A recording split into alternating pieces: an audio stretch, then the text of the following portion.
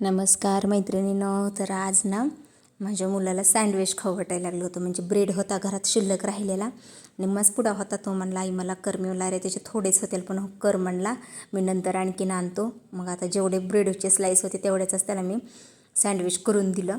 तर मग ते सँडविच मी एकदम साध्या सोप्या पद्धतीनं कसं केलं तव्यावर ते दाखवते तुम्हाला. तर माझ्याकडे ना फ्रीजमध्ये मी 6-6 महिन्याला चिंचगुळाची चटणी अशी करून ठेवीत असते. कधी पण अशी रेसिपीला लागते म्हणून आपला वेळ वाचावा म्हणून एकदाच करायची, मग ती 6 महिने जाते. आणि वर्षातून अशी 2दा करीत असते. स्टीलच्या डब्यात ठेवीत असते. पण हिरवी चटणी माझ्याकडे नसते. मी प्रत्येक रेसिपीला ताजी जवाची तेव्हा करीत असते. तर त्यासाठी इथं काय घेतलं, हिरवी चटणी आता मी लगेच करून घेते. त्यासाठी इथं मी कोथिंबीर, हिरवी मिरची, लसण, डाळवं, मीठ, जिरे आणि लिंबाचा रस, तर आपल्या ह्या हिरव्या चटणीसाठी हे मिक्स करून हे मिक्सरवर फिरवून घेते. तर आता याच्यात पाणी घालीत नाही मी. आधी ना हे असंच कोरडं थोडंसं फिरवून घेते, नंतर पाणी टाकून ह्याची आणखीन एकदा फिरवते. तर आपली सँडविचसाठी लागणारी चिंचगुळाची चटणी आणि हिरवी चटणी दोन्ही पण तयार आहेत. ब्रेड पण आपण काढून घेतला एका डिशमध्ये आणि तूप पण घेतलं एका वाटीत काढून. तर आता आपली सँडविच नंतर करण्यासाठीची तयारी झाली. पण आता सँडविचच्यामध्ये जी भाजी असते बटाट्याची ती करायची. तर त्यासाठी मी बटाटा ना आधीच उकडायला टाकलेलं होतं. तर माझे बटाटे ते उकडून सोलून मी त्याला असं हाताने कुस्करून ठेवलेले आहे. तेल घेतलेलं आहे. तर बटाटे उकडताना टाकताना ते नाही व्हिडिओ शूट केला. म्हणजे व्हिडिओ शूट करायचं असं काही नव्हतं. मी घरी खाण्यासाठी करायला लागले होते, पण म्हणलं चला शूट करूया. नंतर एक कांदा कट करून घेतला, कोथिंबीर घेतली, मीठ घेतलं, जिरे घेतली, गरम मसाला, लाल तिखट, हळद घेतलं. आणि आता ना आपण भाजी करून घेऊ. सँडविचच्यामध्ये असते ती बटाट्याची. तर कढई गरम झाली गॅसवर की त्याच्यात तेल टाकलं. तेल गरम झालं की जिरे टाकले आणि आपले जिरे फुलले चांगले की नंतर त्याच्यात कांदा टाकला. तर कांदा का नाही आपल्याला जास्त लालसर करायचा नाही सँडविचसाठी, असा थोडा फक्त मऊ करायचा आहे. तर त्यासाठी ना आपला कांदा लवकर भाजावा आणि लवकर असा मऊ व्हावा म्हणून ना मी गॅस फुल करते आणि कांदा टाकल्या लगेच त्याच्यात थोडंसं मीठ टाकते. तर आपण बटाटा शिजताना पण त्याच्यात मीठ टाकलेलं होतं. आपल्या चटण्यामध्ये पण मीठ आहे, त्या हिशोबानेच मीठ टाकायचं आपल्या चवीनुसार. तर छोटं एक चमच्याने, एक सपट चमचा मीठ टाकलं मी आपल्या ह्या कांद्यापुरते. आपला एकच कांदा होता, 2 बटाटे उकडायला टाकलेली होती आपण, त्यासाठी एक कांदा घेतला आहे आपण. साईज जरा मोठी होती त्याची. तर आपला 1-1.5 मिनटं फुल गॅसवर कांदा परतला चांगला की असा मऊ झाला आहे. आता गॅस बारीक करू आपण आणि या स्टेजला याच्यात लसण टाकूया. तर लसण मी सालासकट असा कवळा लसण होता नवीन, त्याच्यामध्ये सालासकट बारीक करून टाकला. जरा वास छान येतो त्याचा, गावरान लसण होता माझा.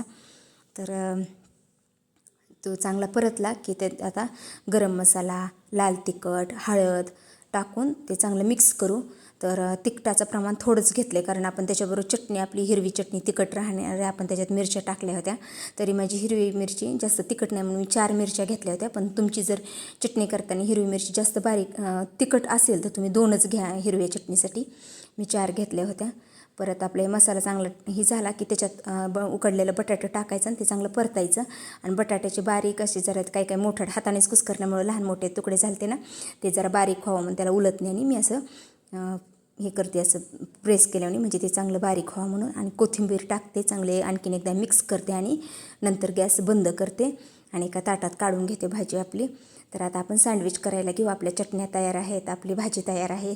तर आता ही तवा आपला नॉनस्टिकचा तवा किंवा पॅन घ्यायचा, तो गरम करायला ठेवला आहे. आता ब्रेडचे 2 स्लाईस घ्यायचे, त्याच्या एका स्लाईसला चिंचगुळाची चटणी आणि एका स्लाईसला हिरवी चटणी लावायची. तर मी हिरव्या चटणीचं प्रमाण थोडंसं कमी लावते का तर मुलाला आता खायची चटणी तिखट आहे, तो जास्त तिखट खात नाही म्हणून. नंतर मला असं मोठ्यांना खायचं असेल तर जास्त चटणी लावायची. चिंचगुळाची चटणी जास्त लावली, पण तिखट आहे हिरवी चटणी म्हणून ती थोडीशीच लावली मी. तर ही स्लाईस ब्रेडचे जरा आकारात छोटे छोटे होते, म्हणजे चहावर खाण्यासाठी आणले होते, शिल्लक राहिलेत म्हणून त्याचं करते. पण सँडविच असे मोठे मोठे स्लाईस असतात बघा, जरा ते मोठा पुडा तो आणायचा म्हणजे छान होतात त्याचे मोठे मोठे सँडविच. चिंचगुळाची चटणी भरपूर लावून घेतली त्याला. आणि आता ना बटाट्याची भाजी कोणत्या एका स्लाईसवर अशी टाकायची.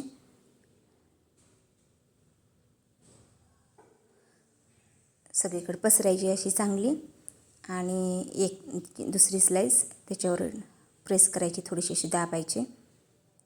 आणि तुमच्याकडे जर बटर असेल तर तुम्ही बटर लावू शकता आपल्या आता ब्रेडच्या स्लाईसला खालच्या साईडनं पण वरून पण माझ्याकडे बटर नव्हतं, अचानक करायचं ठरलं होतं, मग मी तूपच वापरत असते. बटरपेक्षा तूप कधी पण चांगलंच.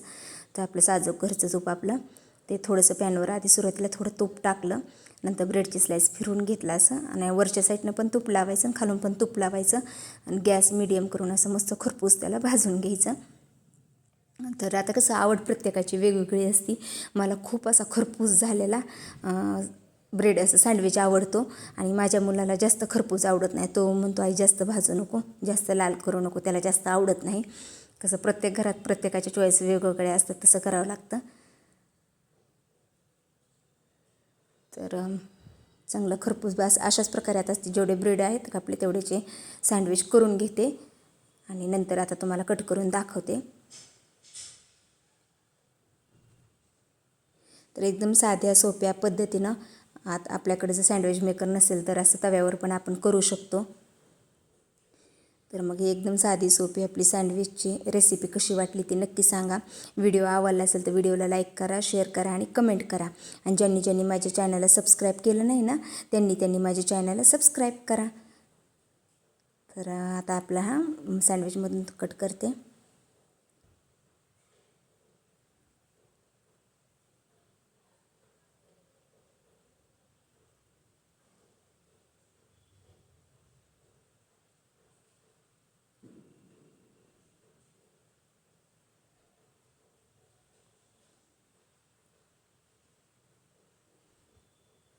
व्हिडिओ आवडला असेल तर व्हिडिओला लाईक करा, शेअर करा आणि कमेंट करा.